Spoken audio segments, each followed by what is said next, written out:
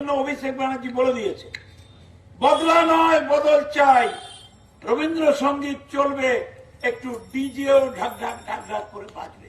DJ মানে বুঝতে পারছেন? বুঝতে পারছেন? আমরা যদি সুইচ টিপে যেসব ছেলে ছোকরা আছে বলে দিই একটু ডিজে বাজিয়ে দে, কি হবে? বেরোতে পারবেন রাস্তায়? পারবেন? চায়ের দোকান খোলা থাকবে,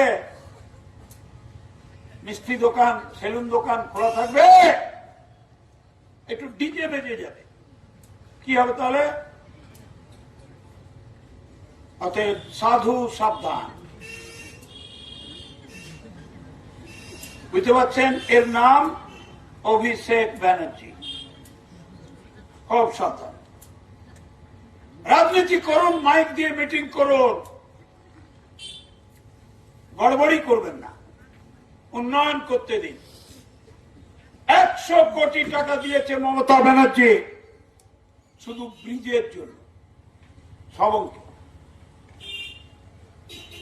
আমি বিজেপির ভাইদের জিজ্ঞেস করছি, যারা সিপিএম থেকে গিরগিটির মতো রং বদল করে পদ্ম ফুলের চাষি হয়েছেন, 1 পয়সা দিয়েছে ব্রিজের জন্য?